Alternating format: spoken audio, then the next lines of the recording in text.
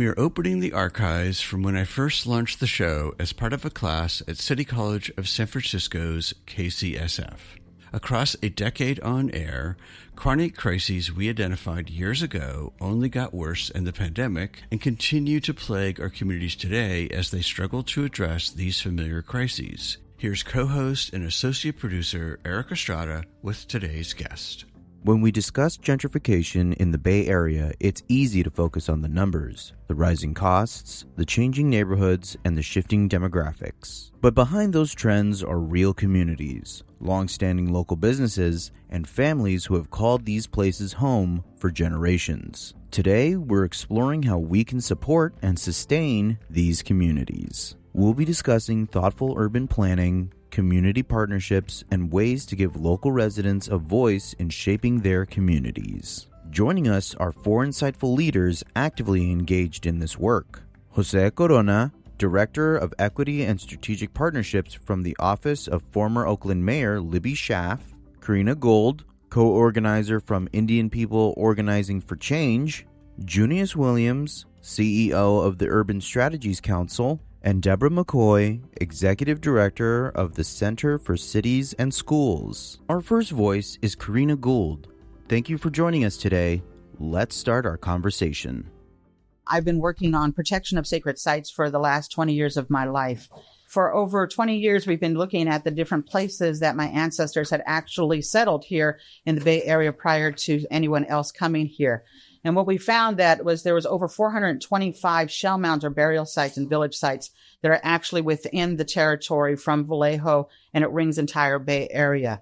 I was really glad to be here today to talk about gentrification and displacement, as our ancestors were the first ones to go through that. I'm working currently on creating with a friend of mine who actually just graduated from Mills, Janella LaRose, on creating a place called Segurite Land Trust. And this land trust is the first urban Native women-led land trust in the entire country. We're hoping to look at different parcels of places in the Bay Area that we can open up to folks that are not just Native people that have come here, but people from all over in different walks of life. The reason that we found out that this is an important thing to do was in 2011, after doing all of these walks around the Bay Area to these particular sites, there was a particular site in Vallejo, California, or what's called Glen Cove, that was supposed to get demolished for a park. And it had two of our shell mounds on it. And we actually had been working for over 12 years with a friend of ours, Wounded Knee de Ocampo, who had always lived there. He was a Miwok man, to save this particular site. In 2011, the city of Vallejo decided that they were going to actually file bankruptcy, and they were going to give to the city, to the park district, $40,000 worth of permitting fees for free in order to demolish this place. When we decided that there was nothing else we could do, we went to all the EIR meetings, we went to public commenting, we had people from all over the world writing letters, trying to protect this site, and nothing worked. And so we ended up actually reoccupying our territory for 109 days.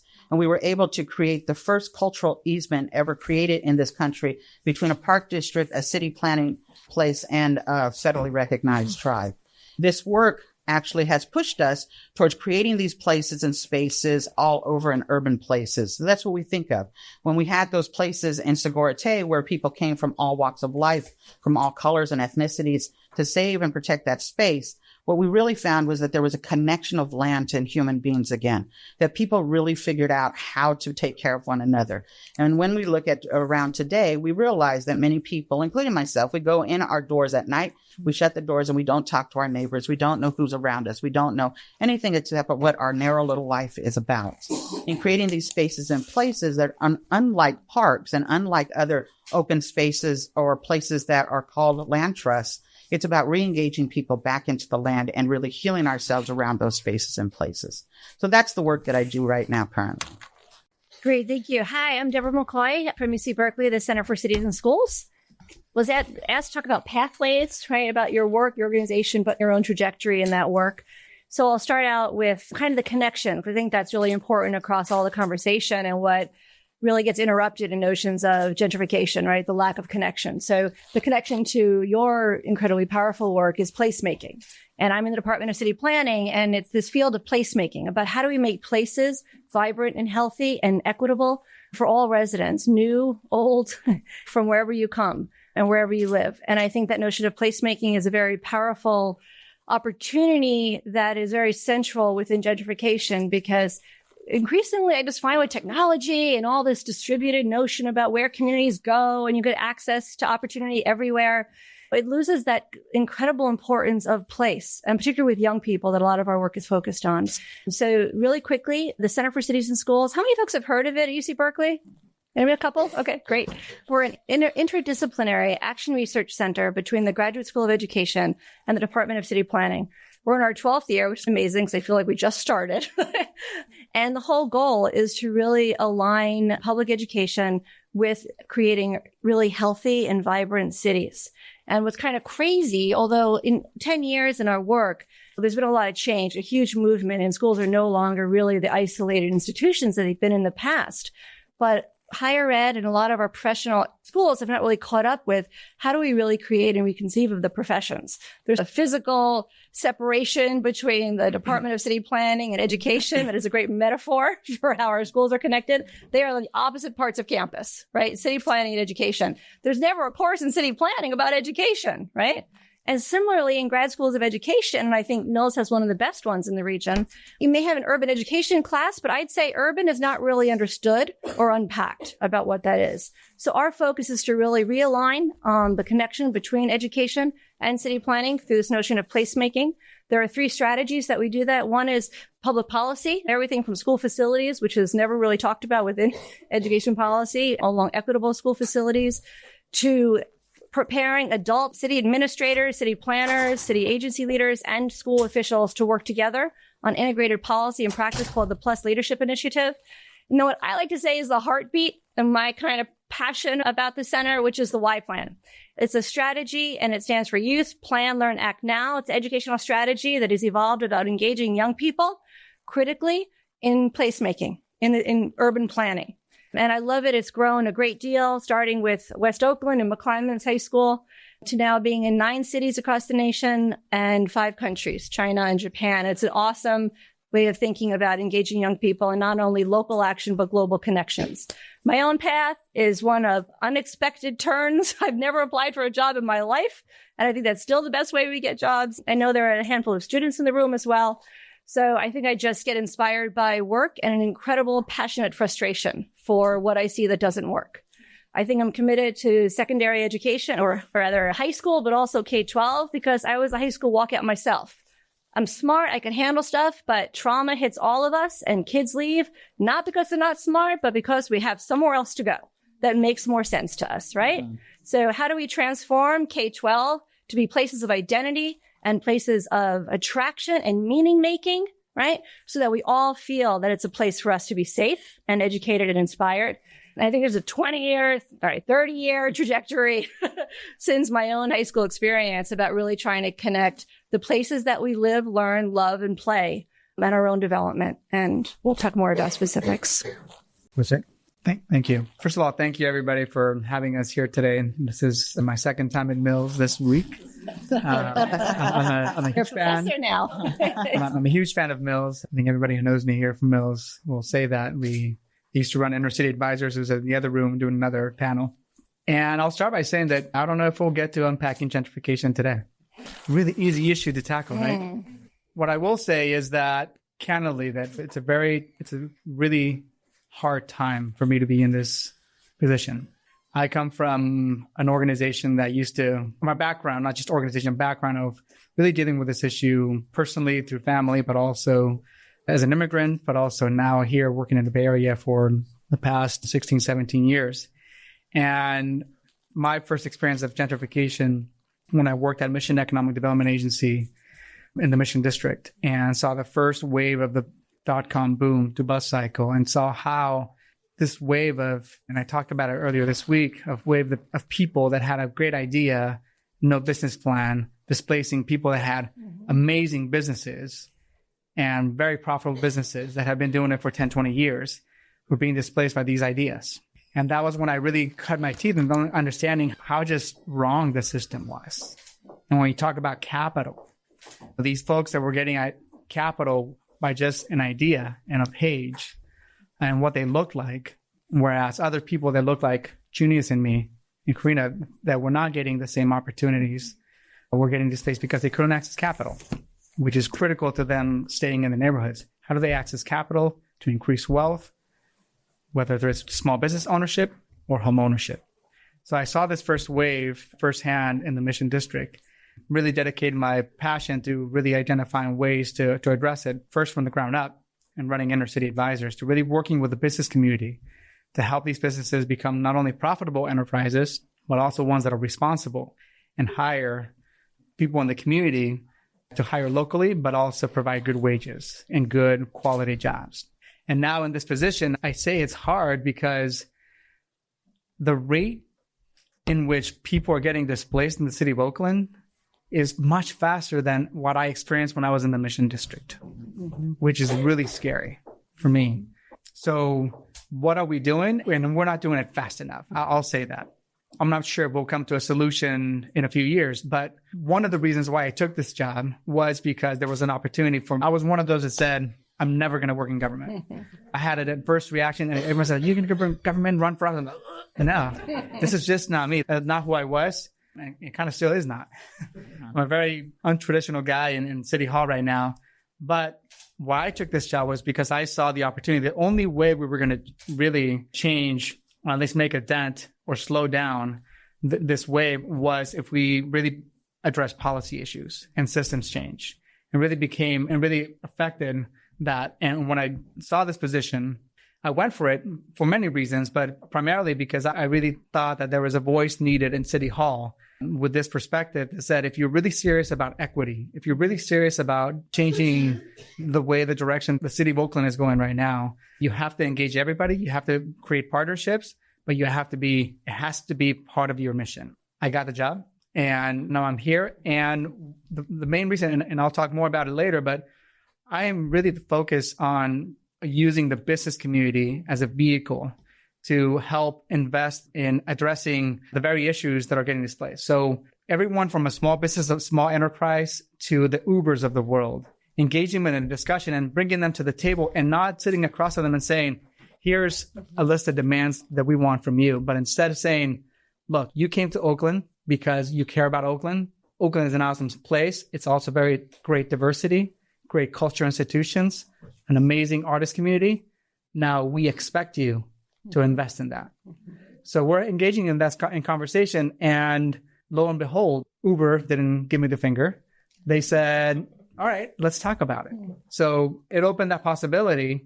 And while they haven't written a check to anyone, what they have done is chosen Red Bay Coffee, former ICA company, Red Bay Coffee, great business model, great entrepreneurs, hires formerly incarcerated individuals. They gave the accounts of all San Francisco stores to Red Bay Coffee. For us, it's about leveraging not only their philanthropy and their giving power, it's about leveraging their buying power, the supply chain, their hiring power. So we're working with them to figure out how to make sure that they hire so that Uber or any company for that matter looks like Oakland in their workforce. And the third one is leveraging their employee base to making sure their employees that live in Oakland get engaged in advancing the very things that we want to advance. So I'll stop there for now, but and I'll come back more to the business strategic partnerships piece. But I will say that there's a lot of disparities that we're trying to address. And when we talk about Oakland, Oakland is prospering, but not everybody's benefiting. Thank you. Jose.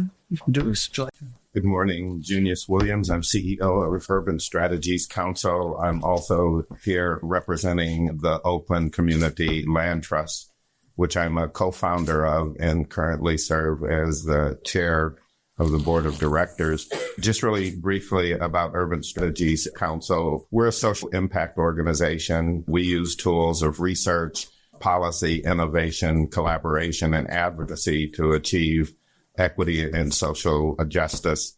The primary strategies that we employ in our work is trying to use research and data to direct decision-making and action, to build cross-sectoral collaborative leadership to move major social change agendas within the community, and doing policy and systems reform to try to structurally alter the way that government, business, and others behave. We focus on public education, on what we call economic opportunity, which is a combination of economic development, affordable housing, workforce development, and income and asset development, and then community health and safety, especially issues related to our fetish with mass incarceration in this country and the resulting problems that it produces in terms of reentry to neighborhoods that are already highly distressed because of our failure historically to invest in them. We do all of that work through a lens of equity and social justice. Race is the defining design element of America, and there is no issue that you can adequately address if you don't have a race lens on it. As Gunnar Myrdal said, must be 60 years ago, our dissonance with race and our inability to talk about and deal with race is stunning in the sense that it was such a defining characteristic in the evolution of America. And we're not going to solve social problems in this country until we get comfortable with dealing with what equity is really about, which is treating people differentially and with some advantage. If you have historically denied them access to opportunities, that is especially the case with Black folks as it relates to having stripped us of the value of our labor to build America, with Native folks having stripped them of the very land, and similar with Latino, especially Mexican-American populations who also got stripped of their land with no value. A word quickly about the Community Land Trust. We do a lot of research related to social phenomenon. We discovered early on and saw some patterns back in the mid-2000s and knew something was going on with respect to the foreclosure crisis. When it hit full bloom, there were approximately 17,000 foreclosures. The wealth stripping of that for Black and brown families is monumental. And if you look at some of Pew Charitable Trust data and stuff and look at the accumulated wealth of Black and brown people compared to white people and the hit that it took as a result of the foreclosure crisis, we again have an issue that is embedded in race and that has produced and continued patterns of inequality. I also want to make a couple of quick comments. We don't use, except in response to other people, the term gentrification. It is ambiguous and loaded. Some people might consider me as a person who works in a nonprofit but was able to buy a house as a gentrifier. It's too loaded, and that's why I don't even like to try to unpack it. I do, though, know that there's a problem of displacement, that long-term residents here can no longer afford to live here, and therefore it represents a significant problem. Some of them people who are coming in are Black, they're brown, they're Asian. Many of them might be the first generation of real economic prosperity for their families. And as a result of a lot of blood, sweat, and tears of their families, that they're in those positions. And I have trouble casting them as somehow gentrifiers. I mean, these are people just like me. I'm one generation removed from a custodian and a nursing aide. It's not like I'm the vaulted gentry intergenerationally. And to put that label on me and similar people, I think confuses it. I would say one other point with respect to my approach. I appreciate what Jose is saying in terms of his work with the business community. My focus is on government. The largest pool of resources available in terms of capital for about anything that we need to do is government money over which we can exercise control. I got no control over the Ubers of the world, who in part have a business model for violating the law. When the young brother on the street adopts a business model of breaking the law, his ass goes to jail. White boys at Uber ain't going to jail, and they have a very deliberate model of going into communities all over the world and ignoring the transportation regulation in there and forcing governments to its knees with the market. While I appreciate that they're here, and just like Jose is saying, I'm trying to work with them too, because when you got an 800-pound gorilla in your cage with you, you try to make peace on some level. But I still resent the fact that the underlying principle, and John and some other folks are in another one, If black people or black males did that the Uber executives do, we would have them under jails right now. And we're exalting it as one of the profound and most revolutionary business models known yet in the 21st century. And I focus on government. I know all of my money's in government, and they got an obligation, and I've got a system, little bit archaic, but I can at least vote them out. I can't vote the board of directors or the owners of an Uber or a GM or any of them out. So I can't control them, but I can control what happens with government resources. And we have wealth that we are spending foolishly on things like incarceration and on other things, as opposed to how we use that to invest capital in communities and businesses that would better serve our people. You've gotten an overview of the panel on their work. I wanted to just turn to the audience and then to the panel. And if you would kind of flesh out a little bit of the forces and elements you've heard from it today with regards to housing, education, policy, funds. So with your help, what I'd like to do is just put up on the board some of the elements and or forces that are underlying displacement, underlying gentrification, however you want to couch those terms. So with that, just going to open it up to the audience. Free market system. And so with private property, obviously, is the whole housing issue that we talked about. Cultural capital for a vibrant community.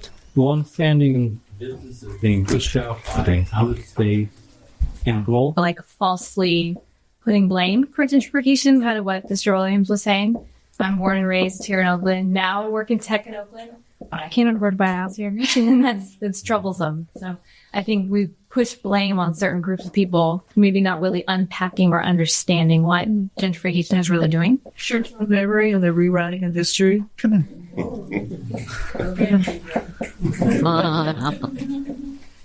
Colonialism, government funding, and reminding the government that it is our money.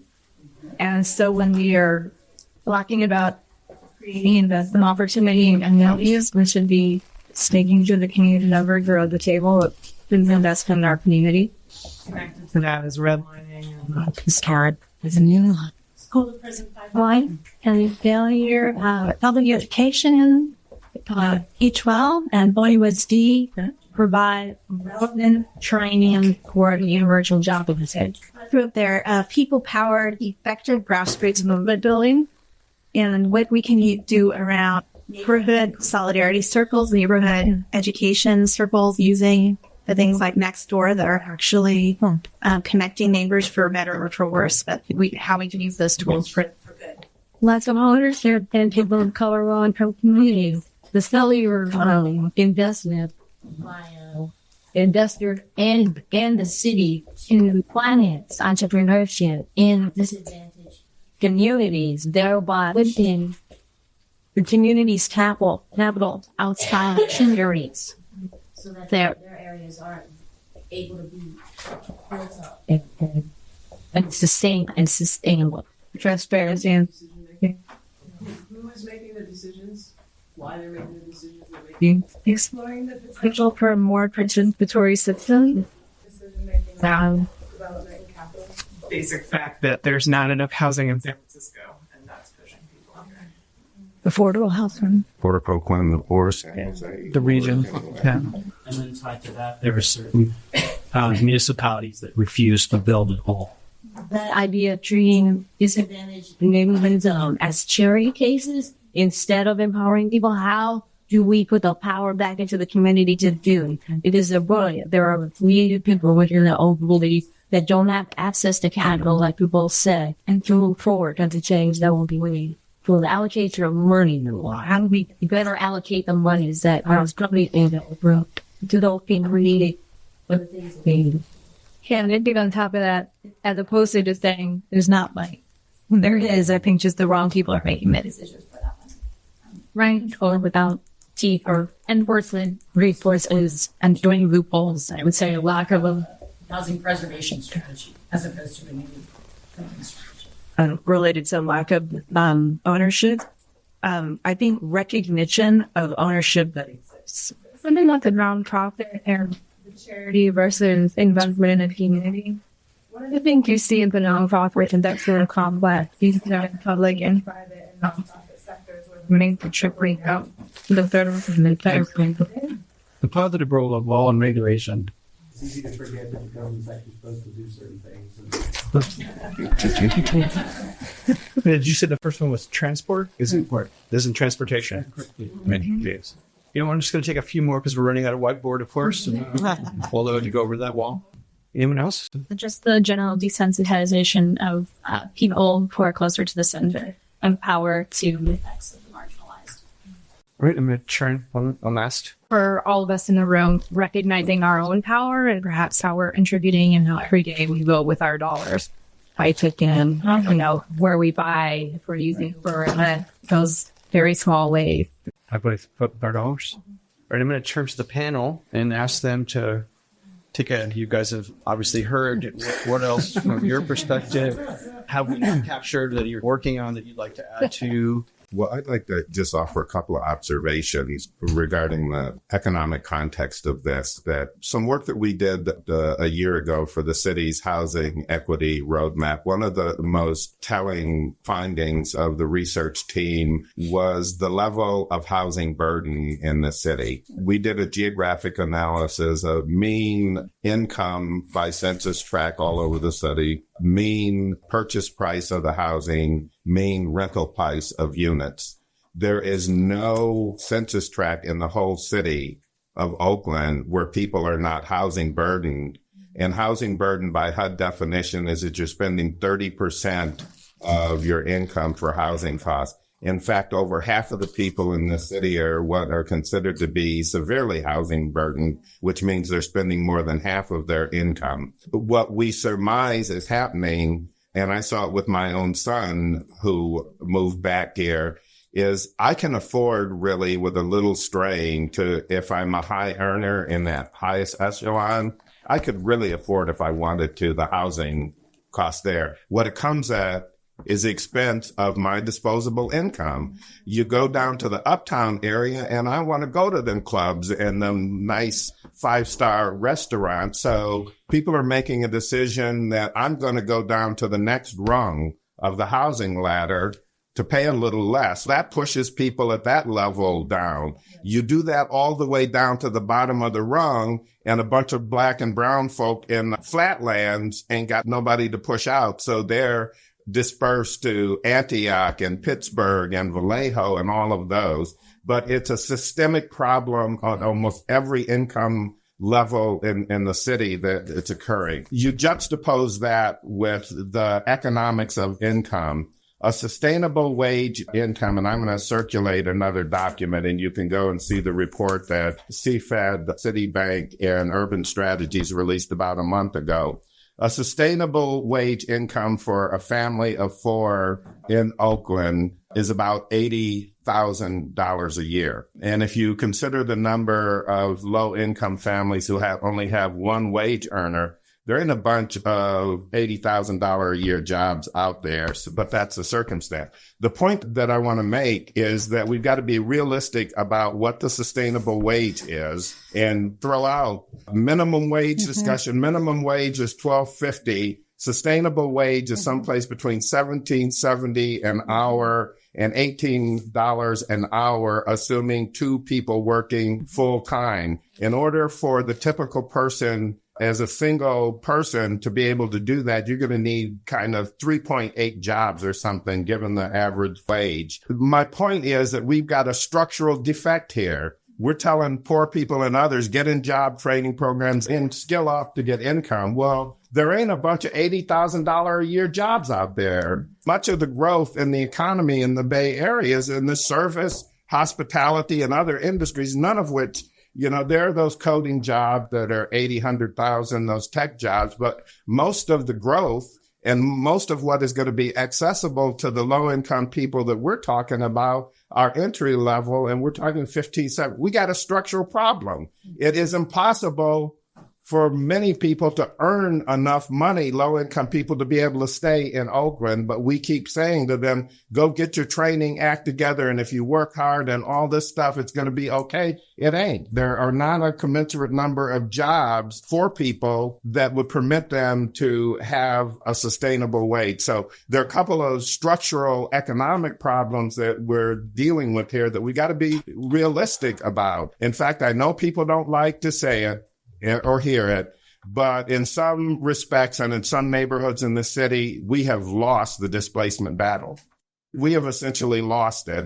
And the issue now becomes, what do we do with the people that we failed and are being displaced? And it calls into questions issues like policy. One of the things that we're working on right now is that we've got a community benefits agreement on Brooklyn Basin. The city has one with the Army base that are based on residency. If you are a resident, then the contractors have to hire 50% Oakland residents. Well, what do we do with the fact that all them people are now living in Pittsburgh and Antioch and all of those places who can't establish residency? So my only point is that as much as I want to keep fighting for the issues of whether or not we can stem the tide of displacement, we also need to be dealing with the reality that it's happened, that there are floods of people. And what does it mean in terms of policy for the city? The fact that we've got probably the Oakland annex out in, that corridor in Antioch there that so many Oakland families now live in.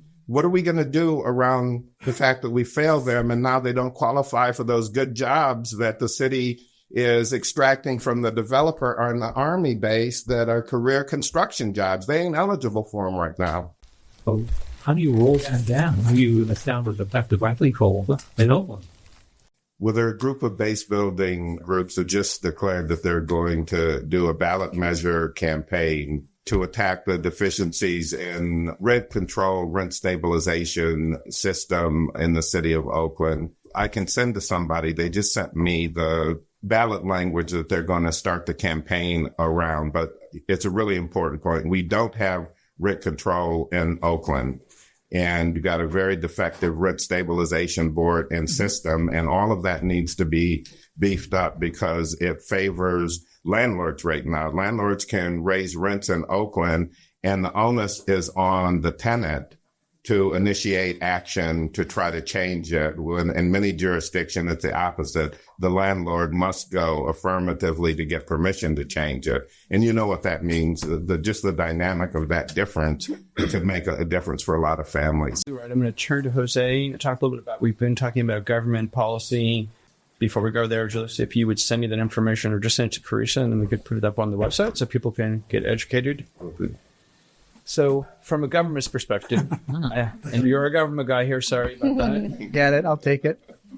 But obviously it goes back to what Julius touched on, the fact that government has the biggest pool of funds. Everyone in the room hopefully is registered and votes, and you can vote with your dollars, et cetera. From your perspective, what do you think are some of the things that the city can do policy-wise to help perhaps set in motion policy and coding? Because another big part of this, of course, is coding. And then we get back to our home ownership part. And then, of course, we get into the housing component as well. I'll try to take a crack at it. I think one of the things that Junious mentioned it, the city just released a report on its housing issues. It was taken by Urban Strategies Council, did also with Policy Link around the housing equity roadmap, which really calls to protect, first and foremost, that the residents are already here. So there was a numerical saying, over the next 8 years, protect 17,000. I know it doesn't sound like a lot, but protect 17,000 people from being displaced, or units from being displaced from the same issues that you described in the back around how do we do that? And there are certain tactics around that, around forcing or making stronger the rent control. How do we enforce it? Right now, you're right. I'll be the first one to admit it. That it's not enforced with the same rigor that it should be. So it's getting to that. I think the other thing is the issue that we talked about, that the city of Oakland saw a huge increase in population over the past 10 years, but very little housing was built. And that's not just an Oakland issue, it's a regional issue. So part of the plan is also creating 17,000 new units of housing over the next 8 years. And right now, again, for those of you might already know, it's no secret that Oakland doesn't have an inclusionary zoning policy. So now it's just about to, I think, propose to City Council an impact fee, which goes an impact fee charged to developers to build affordable housing. And that's just the first start.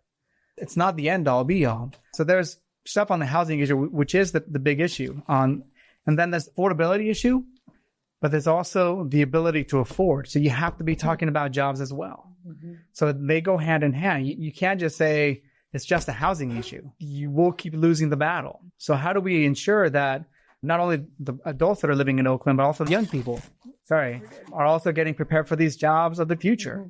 Junious is right. There's not a lot of $80,000 jobs, but we met with PG&E, we met with AC Transit, we met with BART. There's a lot of $80,000 jobs there that nobody knows about because they're not sexy. They're not the coding jobs that everybody wants to put engineers and coders and build the next Mark Zuckerberg. And those jobs, between 40 and 50% of them across those BART, AC Transit, PG&E are eligible for retirement. You're going to see thousands of jobs over the next few years of people who retire from those institutions. And these are skilled technicians. These are electricians. These are people that if you have that skill, you're going to have a job, whether it's a PG&E, AC Transit, or BART. If you're an electrician, there's another company called Helix Electric, one of the biggest electrical companies, contractors in the country here in Oakland. Nobody knows about him. So you go to these inner city neighborhoods, you talk to these kids, and they want to be a coder. But do you have the talent to be a coder? And by the way, do you know that in technology, only 25% of the coding jobs are actually taking technology? So what about finance? What about operations? What about HR? What about those jobs? Are we doing enough as a community to prepare those kids for those jobs? Because 65% of the jobs in tech are not tech engineering jobs. So we should be opening up the pool and thinking about how do we position that and how do we shape our workforce system, which is another thing that is under me, is how do we shape this workforce system so we're not placing people in jobs. These organizations that have done that for 15, 20 years of just placing people and they get money from government. I keep logging this. You got the empty one though. Good. I'm going to go this way. These organizations that have been doing the same tactics for 20 years and have our people advanced? Have our people gotten better jobs? No.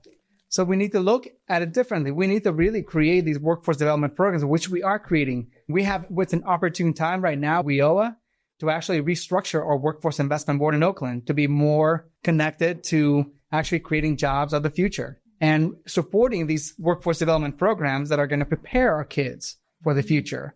And then on the education, it's a huge economic development strategy. But the mayor just launched the Oakland Promise, Cradle to Career initiative that starts at birth to ensure that we set the expectation that every kid in Oakland is going to graduate from college. Because right now, only 10%, so 10 out of 100 kids and ninth graders in Oakland graduate from college. Only 10. That's unacceptable. If you hear the mayor talk about it, even though it pisses me off, all she talks about is the Oakland Promise, but it's a great initiative. It's a great start looking at the future. But then you also have to be working on the conditions because as Junie said, this Oakland kid might be a kid in Oakland schools today, but next week he might get displaced or she might get displaced and they might be in Antioch anymore. So all this Oakland Promise might be for naught if we're not talking about securing the conditions, the housing, the jobs, and even the public safety to making sure that our streets are safe, to make sure that our kids are able to walk to school safely. Around housing policy, there's workforce development policy. I can't say enough around the business community that we have to be engaging them. We can't just vilify the tech industry. And many of my friends are in tech. And these are people that are born and raised in Oakland. So we can't just be so generalist about vilifying one industry. We have to go deeper into that. And we have to be engaged in the community. And yes, Uber's a bunch of douchebags. I get it. I get it.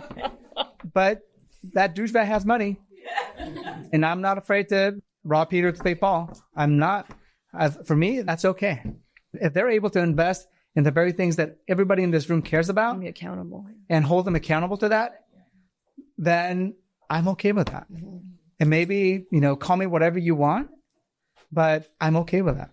To that point, Jose, are there programs or policies you are in the midst of putting together to engage our private sector? Well, and then I would add to that the private sector, and then there's a comment about the nonprofit sector. So is there a thought within the city's purview of trying to integrate the private sector, public sector together within, I'm going to turn to Deborah, talk a little bit about education as well, because they're all completely interwoven. Yes. So I think someone mentioned the 12th Street parcel. Yes, city was wrong in how it approached it. And I think part of the problem there was that the city of Oakland didn't have a policy around how it uses its publicly owned land. And now part of this housing cabinet that came out is actually creating a policy of how it uses its publicly owned land, its city owns, for public benefit. Before, there was no policy. It was on a case-by-case basis. So it could be negotiated by Junious as a developer came to me and said, I have this great thing to build. And before, Oakland suffered from just being able to just give us anything. Bring capital. Now, you can say, no, it's not about luxury development. This is publicly owned land that has to have public benefit to it. So there's that, a publicly owned land. Someone also mentioned participatory. So we just allocated, or we worked with through City Council and through Michelle Bird from Housing and Community Development to allocate some of the CDBG funding by a participatory budgeting process. That's $2.5 million out of millions of CDBG money, but that's a start. So we want to encourage more participatory budgeting in the way we allocate public funds.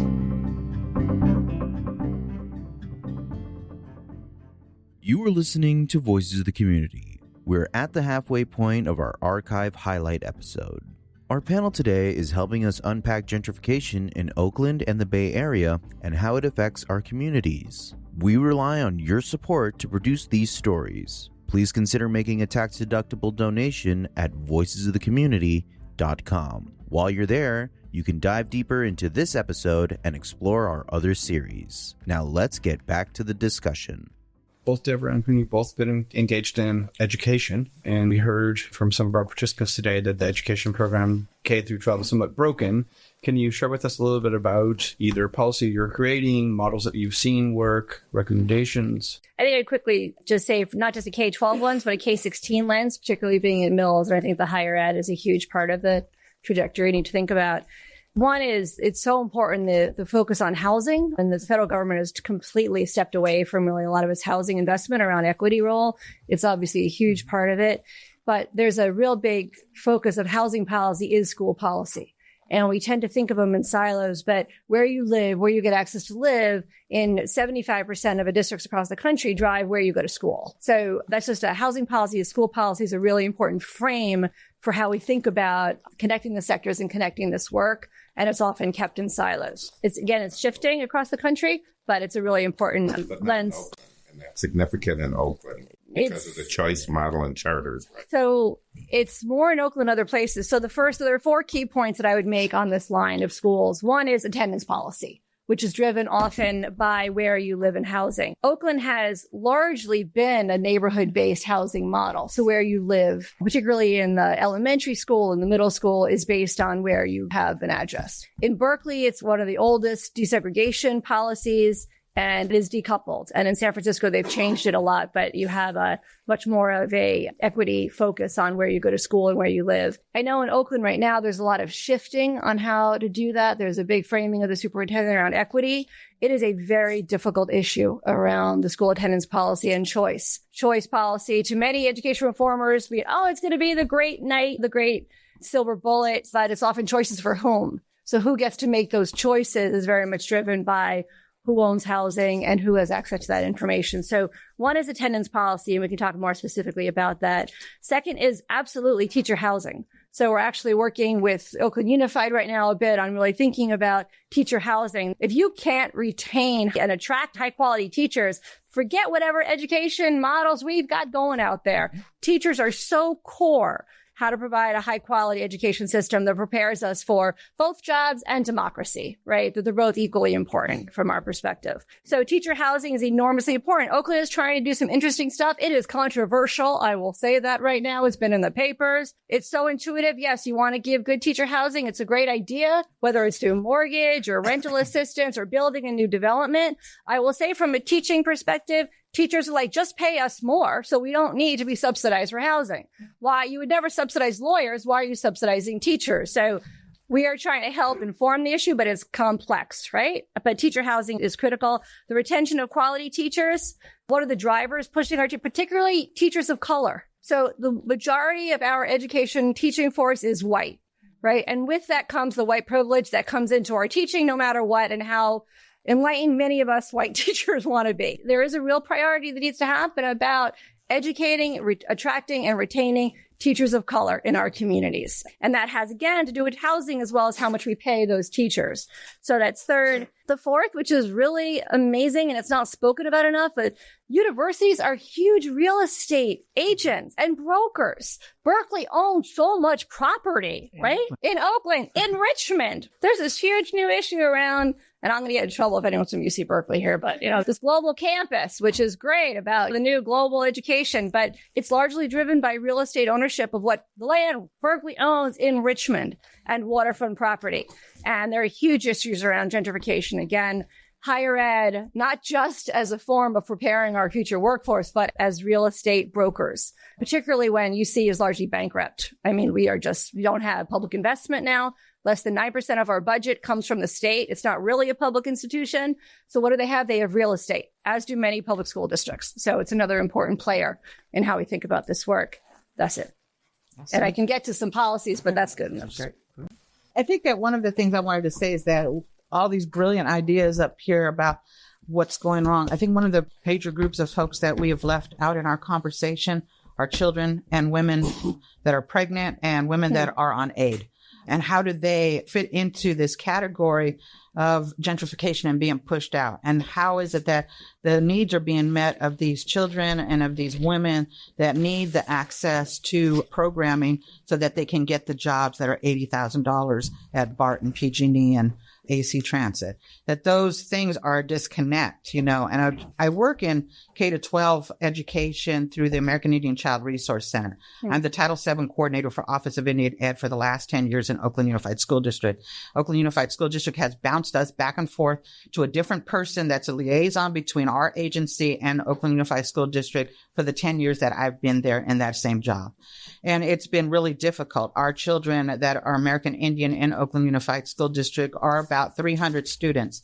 So we're often invisibilized. And so when we talk about education, we have to talk about these populations that are invisibilized on purpose, that they don't disaggregate the information on American Indian students, on Pacific Islander students, on students that are LGBT. And we have to talk about higher education. When we get our kids there, how do we keep them there? When you're looking at students that are having to pay exorbitant amounts of money to be educated in the United States, when many of the students that goes to Mills and goes to UC Berkeley are homeless and can't afford to feed themselves, when they're trying to figure out how to do this as first generation students going into these large places of education. So these are people that are on the outskirts that nobody's talking about, that has to do with those folks that are putting money back into our communities, right? And so for me, it's like, how do we begin those conversations? Because we're talking about, I'm working with a program right now of particular people that are looking at, there's this process in Oakland Unified School District about the African American achievement, right? They're looking at male achievement, right? And then there's a group of folks that are saying, well, what about the young girl? Young women of color are getting disproportionately suspended, expelled out of Oakland Unified School District, sexually harassed, and nobody is talking about these particular things. So we're always talking about it through a male lens, even a male color lens. So we're not talking about these issues that are important. So for me, it's like, how do we begin to have those conversations as well? How do we begin to talk about education when we want our kids to go to school, right? I want my kids to go to school, right? I want my grandchildren to go to school. But at this moment, I have a niece that's living with 2 children in my upstairs bedrooms right now, and she cannot afford any place.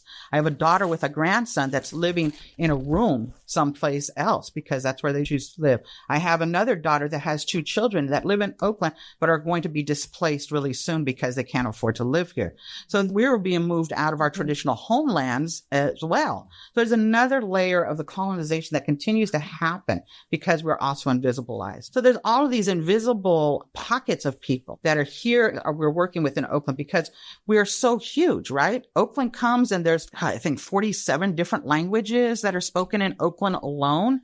I think I'm getting a little off track, but one of the things I wanted to also talk about is that how you can choose in Oakland to go to school, right? I know that as a mom that put their kids through Oakland Unified School District, that I filled out that paperwork in December and found out every March that my kids were going to their local schools. Today's the day we'll find out. Every single year that I put in, they went to their local schools. So I don't think that actually works. I think that we have a beautiful population of community-based schools that are charters here, that we have choices in that kind of way. And there's also a long waiting list to get into there. So only certain kids get into those ones as well.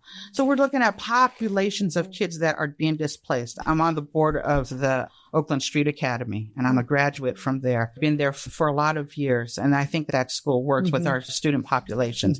I actually funnel a lot of the American Indian students there because they can actually finish. Most of our kids don't graduate because they never get to high school. Most of our students actually, they drop out in 8th grade, and then there's no way to track them. Oakland Unified is like they're disappeared, but they're actually still here within our city limits. So our students, when we get them to actually graduate, which is probably around 10 or 11 kids a year, is pretty big, right? 10 or 11 American Indian students that graduate a year. And then of those, we probably get 3 or 4 into college. And even our best students that we're able to work with to get them to college, to get them to all of these great places, they're so fearful that they can't survive. So maybe one of them will make it. So it's really discouraging that we are working in systems that don't work for us. For me, it's about taking apart this system that doesn't work and to recreate it. We're always trying to spin our wheels as human beings about how do we fit into this system that was never created for us. The system that we need to figure out how to redo this, right? How do we do this in a different kind of way? In middle school, I actually homeschooled my daughters because it was just horrendous the way the school district was being at that time. And it actually worked. They actually did well. They excelled in high school. They actually were able to get into colleges in the San Francisco State and San Jose State. But it's problematic that I'm working full time and I have to do that, right? So how do single moms deal with these kinds of things? Those are the things that I think that we need to talk about. Those are the real people that are here. Those are the women that aren't able to work those 3.8 jobs in order to stay here in Oakland and should have the opportunity to do that. I think rent control is way beyond time to talk about it. We're talking about rent control now when people are being charged. Somebody said $1,000 for a room. Right? So we're in control of what? What are we controlling, right? We're controlling that the landlord's able to hold you down to $2,300 for a 2-bedroom apartment and you get to stay there, if not more. Okay, thank you. One of the things that I know that you've been a big champion of in your programs include is wraparound services. So I was wondering if you could share with the audience a little bit more about why the wraparound services and what are the services that your team provides, and then how does that enable people to get out of what you described? So the education program that we work with, we're an Indian Education Center, one of 21 in the state of California. We get state funding. We also get OFCY funding to do that. And then I get Title VII funding for my job through the federal government by counting Indian kids, basically. And what happens is that we are able to provide services for these kids at our center, which is in a great location across from the lake outside of all the gang areas. We pick them up from 8 different schools. We take them to our location 4 days a week. We feed them. We give them an hour of tutoring services, an hour of cultural arts so that they're engaged in themselves. They feel good. They're resilient. They remember who they are as human beings. And then they have outside activities as well. But on site, we also have case managers. We also have people that provide therapy for them. We have folks that will go to, because we are started out as a foster care agency.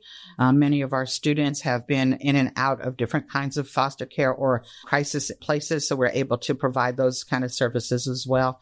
We're able to take our students on field trips to higher education places from the time they're in 6th grade on up to try to get them engaged in those kind of things. So I think that those kind of services are good. We're also teaching financial literacy. We have a program where they get internships to do traditional cooking and learn how to prepare those kinds of things. So it's a life skill about how do you take care of yourself when you leave home. And so those are the kind of things that I think that's really important for young people to know. We also engage them in cultural things like not just arts and crafts like things, but actually talking about what does it mean to live in an urban area and be American Indian, right?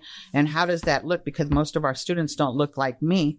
They look like all of you. Our children are 3rd generation in Oakland because they had been moved from the 50s and 60s. And so families have been mixed with every other nationality. And so many of our children are mixed with African American or Mexican, or we even have kids that are Yemen. an American Indian. And so how does that look to also talk about Black Lives Matters with those kids? How does that look like to talk about Alex Nieto? How does that look like to talk about all of these injustices that they see and have a safe place to do that? So those are some of the kind of things that we're able to do at the center and hopefully bring our children up in those kinds of ways. I'm going to turn back to Julius for a moment because I want to go back to, obviously, we've identified housing as one of those big issues. And Julius, could you kind of walk the audience through your land trust model, but some of the policies you've been working on trying to stabilize? So let me say, just contextually, there is an emerging school of thought with respect to something called community wealth ownership that we've been dabbling in, and it's represented in a number of different ways. Worker-owned cooperative businesses are one manifestation of it. Land trust and other shared equity ownership models. On sort of the right end of it are even things like community benefit corporations that for the past couple of years have been authorized to operate. We started at the height of the foreclosure crisis, a land trust. The basic model for a land trust is that the land trust retains ownership of the underlying real estate. So we buy a parcel with a house on it.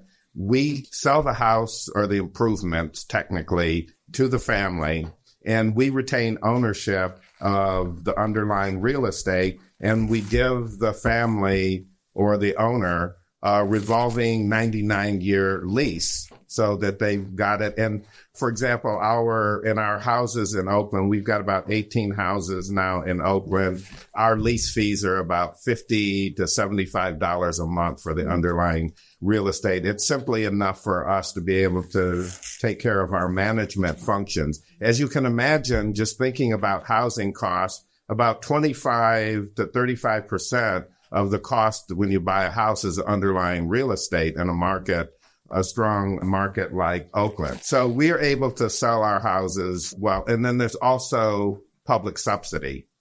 So if you think about East Oakland right now, houses are running $400,000 to $500,000 in East Oakland. We're selling our houses to families for $125,000 to $165,000. We've taken all of the public subsidy that the city and the government typically invest, and we put it in those houses. The difference between the typical model that the city does is it's permanently affordable.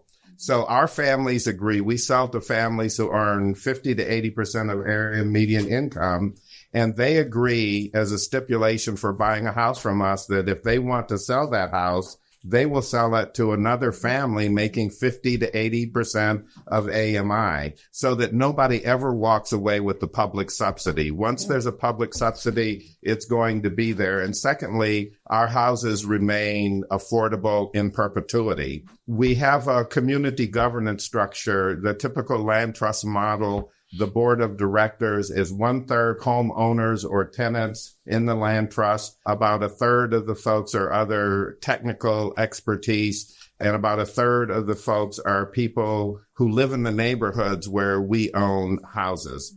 We had a city grant initially through it's been so long you can't even remember it, neighborhood stabilization program that permitted us to purchase the original set of houses. We are moving from the single-family housing model to a scattered site, small, multifamily strategy. And this is really important. What's happening in the affordable housing world here is the big players like Unity Council, like East Bay Asian Local Development Corporation. It's not economically feasible for them to play in the small unit market. So there's a gap right now that people are being pushed out of duplexes to 20-unit houses. That's where most of the mischief is going on right now around displacement. So what we're trying to do is to move into that market and purchase those by organizing the tenants when they become aware that somebody's getting ready to sell, to go in and purchase it. And the way that we keep it affordable is resident management. So what we are going to do is we'll purchase the property, we'll cross-subsidize the property, we'll be able to go down to about 30% of AMI, but we'll balance that by bringing in some tenants who are going to pay 80% of AMI so that the building subsidizes itself. And we keep costs down by forming a nonprofit corporation among the tenants, and they are going to take responsibility for keeping costs low by some of the building maintenance and management that they will do. So that's basically the land trust model. We're part of, there's also Northern California Land Trust in Berkeley that owns here, San Francisco Land Trust, Sonoma. There are about 5 of us in the Bay Area, all using this model. And it's very important because it changes the structure of ownership. Our families are coming in and have home ownership as an option when otherwise in this market in East Oakland, they can't afford a $400,000 home. Very quickly, the other thing that I think is really important in this new wave of ownership mechanisms are the worker-owned cooperatives. And I think either Allison or Hillary from Project Equity, very important for a couple of reasons very quickly. Worker-owned cooperatives, if people aren't going to be, the largest way in which you can build wealth in America is home ownership. If we cut people off from that, there ain't another mechanism, except though that worker-owned cooperatives may provide a way for people to build wealth, not through their housing, but through their ownership of the places in which they work. So it's a really big thing. But 2 other things. If you are undocumented, well, you can't work for me legally. You can own a business legally. So for undocumented folks, and I shouldn't say it so much because the right will figure it out and close the loophole, but it's a loophole. So if you organize workers, what the folks that just changed their name, they're now Prospera. Prospera used to be Wages. Used to be Wages and is now Prospera as a worker-owned cooperative business. As an individual, you can work with a tax ID number. Right. And you can own a business as a tax ID. So right. collective becomes you're all owners of that business. The other place is for people who are formerly incarcerated and have a felony conviction and nobody will hire them. Well, if you have your own business, like the cooperatives in Cleveland, where they're in the neighborhood, the washer, and 90% of the people there are formerly incarcerated or former substance abusers. If you own the business, you make the decision about what the standards for hiring are. So I would encourage people to, Project Equity is a leader nationally in thinking around this and how we scale it up. Arizmendi Bakery, y'all know Arizmendi, is another model of that. So it's really important. And one final note quickly. Somebody said voting with your feet. Capitalism runs amok because even when we have options to behave differently, we don't, because we spend unconsciously. Part of what we need to do is reacculturate ourselves to where our money is going. And if we're in the Bay Area and we've got options like Arizmendi and others, we damn sure should go there and spend our money there. We're making them more vulnerable than they need to because we just go to a bakery to get a damn donut. Well, it's a political action to go to Arizmendi or to go to one of the cooperative businesses so that they don't struggle. And that's how we have another option for building wealth in this country besides just owning homes. So I'm going to stop. Thank you, Jim. Yeah, we've got about 10 minutes left, and I'd like to open up to Q&A. And I'd also like to get back to, again, the theme of our conference. And one of the questions is, funding-wise. Because what you've heard a lot today is one of the things we're lacking is funding for housing, funding for education, funding for wraparound services. So questions? For Poland, looking at this straight up asking, you are coming in from Uber. Does the big open seal like is in a position where it could just straight up redistribute the wealth in that way? Yeah, short answer is no. It's hard to tax, private business. There's things that are already in place when there's a real estate transfer. There's called an impact fee for real estate.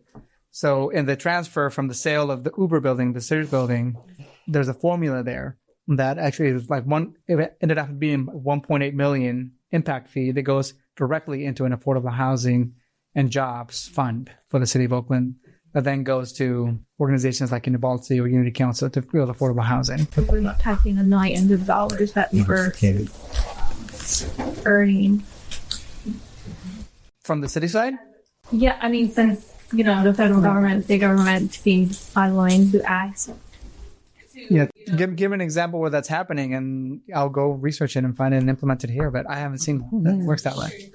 There is in San Francisco, for example. San Francisco is one of the few cities that actually has a 1% tax on employees' gross income from cashing out of their stock. So what they've done, though, is how they created Twitter as an anchor in the mid-market section of San Francisco was create a tax incentive district where you would set up your company, i.e. Twitter, inside of the old Furniture Mart, and then employees would not have to pay that 1%. But in exchange for that, each of those corporations had to sign a community benefits package to roll money back into mid-market and the Tenderloin and South Market. So in form of funds, like what Jose was describing, but for basically community reinvestment. So it could be for social enterprises, for housing, daycare, et cetera. Again, it gets back to Julius's point, where we all have an opportunity to rally to create something on the ballot, for example, to do that, if you get enough signatures, or think of other creative ways that you could work with corporations to incentivize them in a way to put money into community benefit packages or support social enterprises, or to put money behind some of the issues we talked about today, housing, education, daycare, healthcare, et cetera. I'm looking thinking that the system I live in is working exactly the way it's supposed to. And the system itself needs to be taken down in any possible way. So if I try to put myself in a place and I want to find a solution, I keep coming back to how realistic is it to think that we could figure out the transparency behind all of these things into who's making the decision. Who is actually signing something? At some point, someone is making a decision to have rent control or not, to enforce it or not. With all of these things here, there is a decision maker. Mm-hmm. How would we even go about figuring that out? Is it realistic to actually think we could figure out where all this is coming from? So then bring some transparency to the process. I don't know. I will tell you that I think we could be more targeted. I mean, I think one of the things that Junious pointed out was another stat that I'll throw out there is that when you hear about the displacement happen in Oakland, where it's happening the most, the buildings that are getting flipped the most are 4 to 5 unit buildings. And one of the things that we found out is that in those buildings, 80% of those tenants are African American. So can we be more targeted and looking at different policy levers that we can pull from enforcement to actually looking at helping a community land trust acquire those 4 to 5 unit buildings throughout the city so that they can actually keep the people that are living there. It's information that drives a lot. So the more information that we have, I like that. It informs us how to make decisions. And if we know that, I think we can pull our policy levers force into those and be more targeted. Again, with the equity, if we know that 80% of people living in 4 to 5 unit buildings in Oakland are African American, and those are the very people that are getting displaced, how can we actually be more targeted in our strategies, not only public sector, but then private sector, to have private sector invest in these land trusts? But I think overall the system, I don't know. I'm right there with you. We have 2 minutes left, so I'm going to have run for office, come in and then go back. I just want to say, just how do we keep people accountable, basically? And I think that it's been really difficult for me working around not the education piece of it, but about developments that happen in cities. I've gone to tons of EIR meetings and environmental impact reports, but unless you know that it's happening and unless you're invested in that, you don't know that it's going on, right? And so how do you get that information? For me, it's like people tell me these things are happening. I ended up at a zoning meeting last night, and because of this big development that somebody wants to put it down on 4th Street, and it's one of our sacred places. And the interesting thing was that we were actually able to do some movement and maybe not having this development happen. Maybe trying to figure out a different way of doing it, not just because it was a sacred site, but because Union Pacific has a buy-in to it, that this is a crazy place to do it. There's traffic jam stuff. There's all of these kinds of things.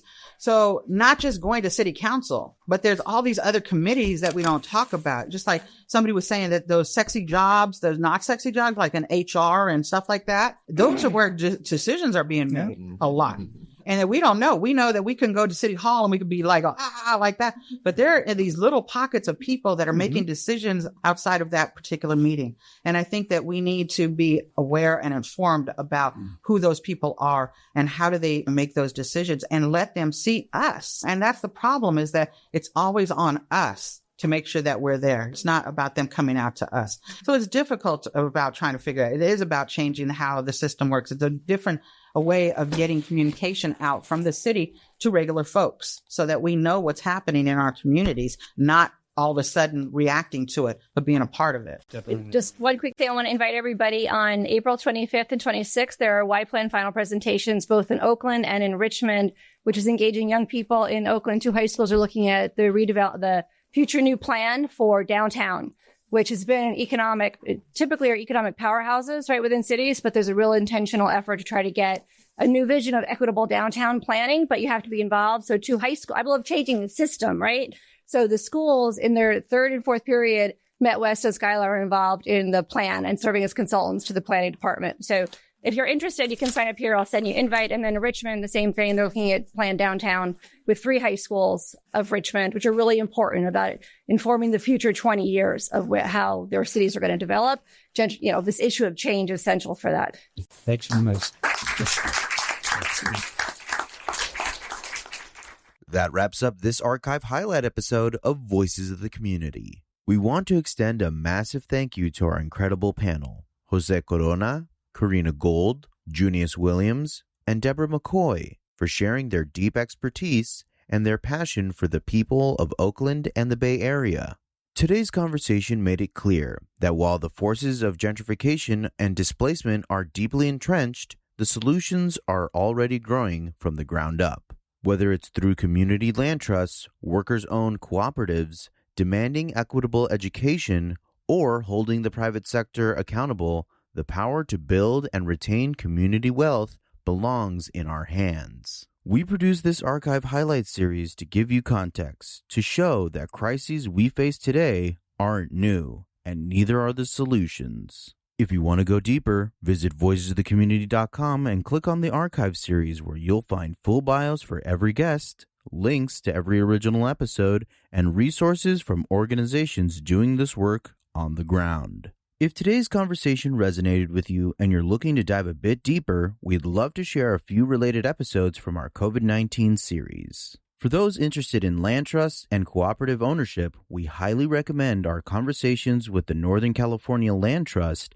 and East Bay Permanent Real Estate Cooperative. If you want to learn more about the housing burden and displacement, check out our spotlight episodes featuring the Coalition on Homelessness, Compass Family Services, and our Making the Invisible Visible series. We also explore access to capital and economic equity through our work with the Mission Asset Fund and the Resources for Community Development. And finally, if you're looking for stories about youth empowerment and education, you can hear how organizations like Tech Exchange and Youth Spirit Artworks are preparing the next generation. And if this show gave you something, put a value on it. Your donation directly funds the next series. Go to voicesofthecommunity.com and click on the donate button to support our work. Now back to George Coster to wrap up our episode. These shows are only possible because of our dedicated team. Associate producer Eric Estrada for his co-hosting and technical wizardry, and designer Casey Nance of Citron Studios for making the show look exceptional. A special thanks to Dr. Cecil Hale for supporting Voices of the Community at KCSF, and to broadcast partners KSFP, LPFM 102.5 FM in San Francisco, and KPCA, LPFM 103.3 FM in Petaluma, and of course to KCSF that you can stream on TuneIn for amplifying these voices. I'm George Coster in San Francisco, and join us for our next episode as we continue lifting the voices that shape and strengthen our communities. Thank you for listening, supporting, and sharing. Until then, remember, your voice matters.